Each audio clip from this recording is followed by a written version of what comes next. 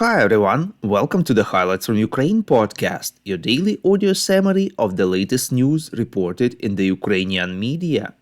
My name is Artem, and here is the news.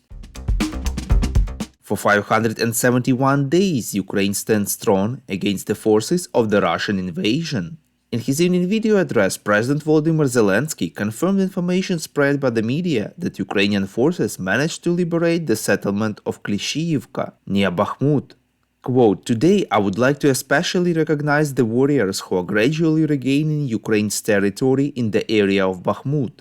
The 80th Air Assault Brigade, the 5th Separate Assault Brigade, the glorious 95th and Fury Joint Assault Brigade of the National Police. Klishchiivka, well done," said the head of state. Later, spokesperson of the Operational Command East, Ilya Yevlash, said that by liberating the settlement of Klishchiivka in Donetsk Oblast, the armed forces of Ukraine have created a springboard that would allow the development of upcoming offensive operations. Yevlash explained that above all, this means controlling the logistics route through which the Russians supply their forces in Bakhmut.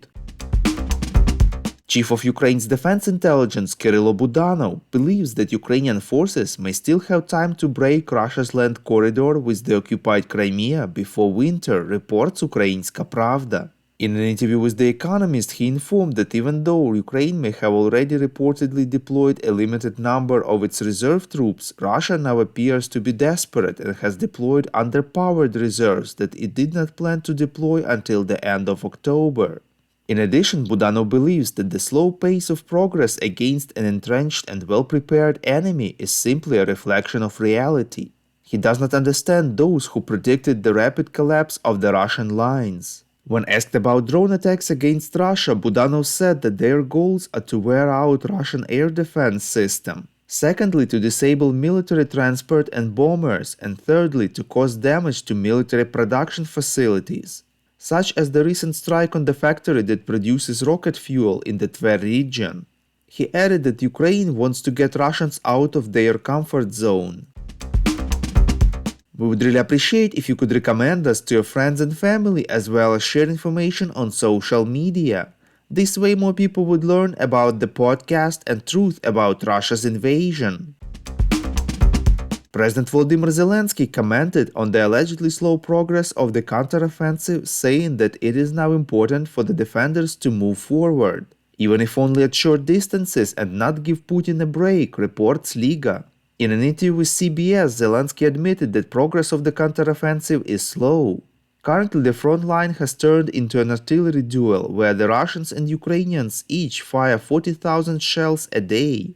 Drone warfare has also slowed the progress. NATO Secretary General Jens Stoltenberg believes that Russia's full-scale war against Ukraine may last for a long time, and the Western society needs to be ready for this, reports European Pravda. He pointed out that most wars last longer than expected when they first begin. At the same time, he reminded that if Volodymyr Zelensky and the Ukrainians stop fighting, their country will no longer exist. If President Putin and Russia lay down their weapons, we will have peace, Stoltenberg asserted. The Secretary General stressed that after the end of the war, Ukraine will have to receive security guarantees so that Russian aggression against it does not happen again. Thank you for listening to the Highlights from Ukraine podcast. We are a commercial initiative of just two people and we need your help to grow. Share information about the podcast, rate us in the app, subscribe to our Patreon. With your support, we are getting better.